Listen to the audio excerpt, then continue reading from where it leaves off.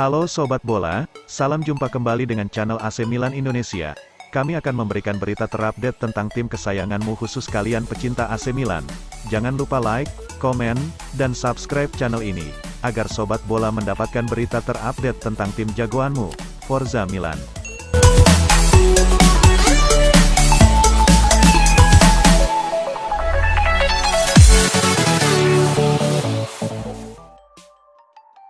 Ante Rebic terhitung sudah 1 bulan tidak bermain menyusul masalah hernia yang dideritanya. Namun pemain asal Kroasia itu diperkirakan sudah fit pada akhir September ini, dan bisa dimainkan saat AC Milan bertandang ke markas Empoli di tanggal 2 Oktober. Pada Serie A musim 2022/23 ini, Ante Rebic sesungguhnya bisa mengawali musim dengan baik setelah sukses mencetak 2 gol di kemenangan 4-2 AC Milan atas Udinese bulan Agustus lalu. Namun setelah pertandingan tersebut, pemain berusia 29 tahun ini mengalami problem hernia kecil dan mau tak mau ia harus melewatkan seluruh laga bersama Rossoneri di bulan September. Untungnya kondisi Rebic saat ini sudah mulai membaik dan menurut laporan terbaru dari Tuttosport, tim medis Milan optimis sang pemain bisa merumput lagi dalam waktu dekat. Kalau tak ada aral melintang dan proses penyembuhan hernia Rebic berlangsung lancar, maka sang pemain diprediksi akan comeback pada bulan Oktober besok ketika AC Milan menyambangi markas Empoli di Giornata ke-8 Serie A. Kembalinya Rebic jelas sangat diperlukan oleh manajer Stefano Pioli. Sebab selama sang pemain absen, Pioli jadi kekurangan sosok winger mumpuni untuk menghuni sektor penyerang sayap Milan. Saat Rafael Leao absen akibat skorsing 1 laga pekan lalu, Milan tak bisa menurunkan Rebic dan pada akhirnya harus keok 1-2 dari Napoli.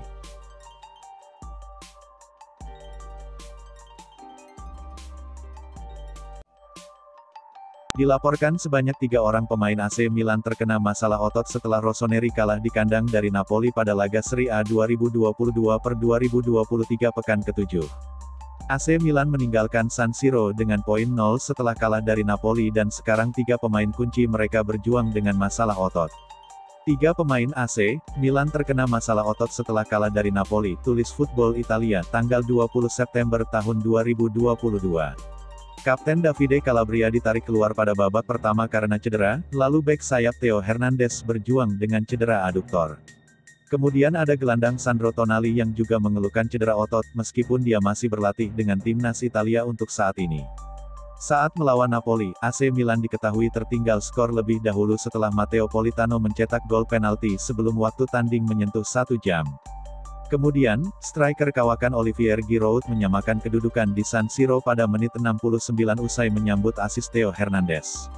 Tetapi, AC Milan tidak bisa memperlambat Laskar Partenope yang terus menekan dan akhirnya menemukan gol pemenang lewat Giovanni Simuan pada menit 78. Mau tidak mau, skor 1-2 untuk kemenangan Napoli harus terlihat hingga akhir pertandingan di kandang Rossoneri.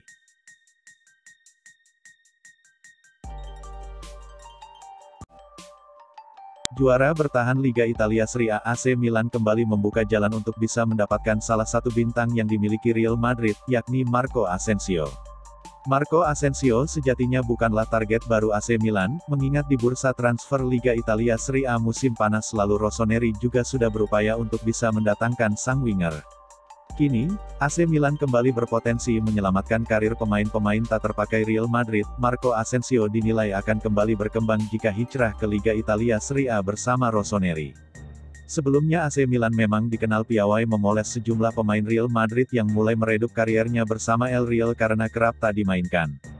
Terkait dengan Marco Asensio, selain bisa menjadi penyelamat kariernya, AC Milan juga tengah membutuhkan sosok winger berpengalaman, terutama ketika berkiprah di Liga Champions.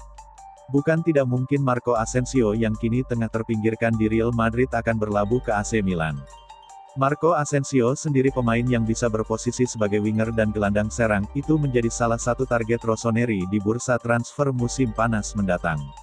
Dilansir Calcio Mercato, AC Milan mencoba memanfaatkan situasi pelik yang sedang Asensio hadapi bersama Real Madrid. Pemain asal Spanyol itu tak masuk dalam skema yang diterapkan oleh Carlo Ancelotti, ia lebih banyak duduk di bangku cadangan Los Blancos musim ini. Rossoneri dilaporkan tertarik untuk mendapatkan tandang tangan sang pemain guna memperkuat lini penyerangan AC Milan khususnya dari lini sayap. Bermain di kandang sendiri, San Siro, AC Milan tumbang di tangan Napoli. Mereka menyerah 1-2 dalam laga yang digelar Minggu malam tanggal 18 September tahun 2022. Kekalahan yang memuat Milan harus terlempar ke posisi 5 klasemen sementara Serie A. Sedangkan sang lawan berjaya di puncak dengan koleksi 17 poin.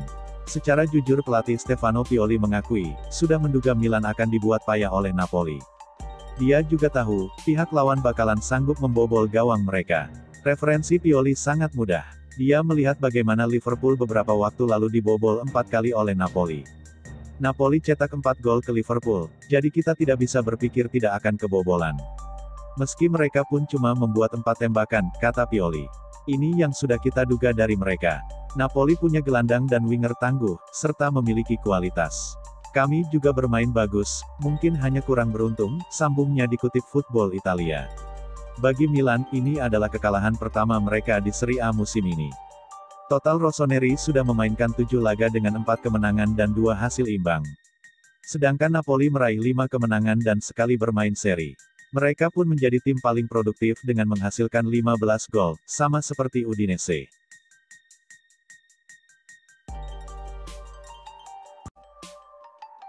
Olivier Giroud dan Davide Calabria merayakan kemenangan penting AC Milan atas Dinamo Zagreb di Liga Champions tadi malam. Rossoneri memastikan kemenangan 3-1 atas klub Kroasia di San Siro dalam pertandingan kedua penyisihan grup Liga Champions musim ini. Ini adalah kemenangan pertama mereka di kandang dalam kompetisi tersebut sejak 2013. Itu sangat berarti, kami sudah lama tidak memenangkan Liga Champions di kandang dan penting untuk mendapatkan 3 poin untuk grup dan untuk harga diri kami, kata Calabria kepada Sky Sport Italia setelah peluit akhir.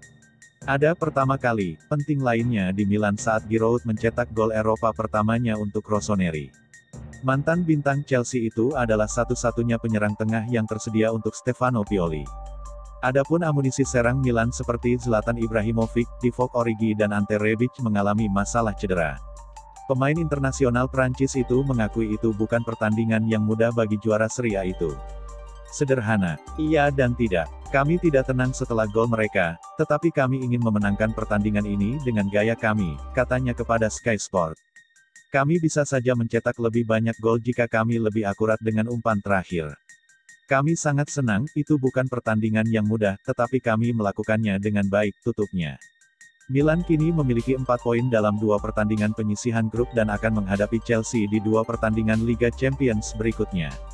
Yang pertama adalah di Stamford Bridge pada tanggal 6 Oktober. Adapun pasukan Pioli akan menjamu Napoli di San Siro pada hari Senin dini hari dalam pertandingan Serie A terakhir sebelum jeda internasional.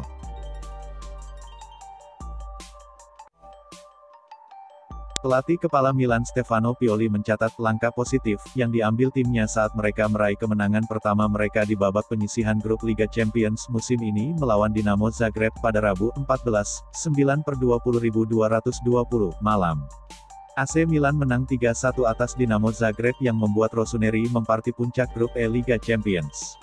AC Milan membuka skor lewat penalti Olivier Giroud di menit 45, diikuti oleh gol-gol dari Alexis Saelemaekers dan pemain pengganti Tommaso Pobega.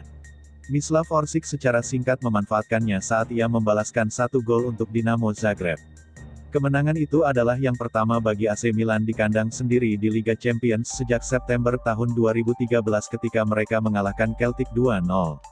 6 pertandingan tanpa kemenangan di San Siro adalah rekor terpanjang mereka di kompetisi ini, setelah seri 3 kali dan kalah 3 kali. Tetapi kemenangan melawan tim Kroasia pada hari Rabu memberi Rossoneri 4 poin di grup E, setelah bermain imbang 1-1 di Salzburg pekan lalu dalam permainan pertama mereka. Berbicara kepada Sky Sport Italia yang dilansir dari FotMob setelah pertandingan, Pioli berbicara tentang bermimpi, tetapi mencatat kehati-hatian karena dia merasa timnya masih bisa bermain lebih baik. Bermimpi itu indah, paralelnya adalah, bermimpi di malam hari dan bekerja di siang hari untuk bisa meraih mimpi kita, ujarnya. Kemenangan hari ini adalah langkah positif lainnya, tetapi kami bisa melakukan yang lebih baik.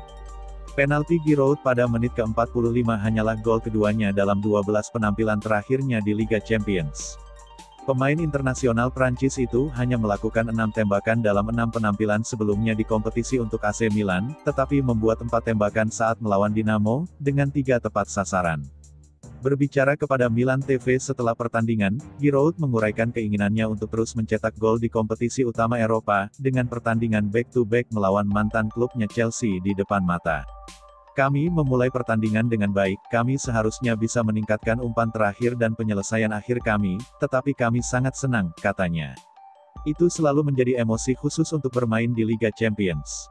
Saya sangat senang karena saya punya 1 gol lagi dan saya ingin terus seperti ini, pungkasnya.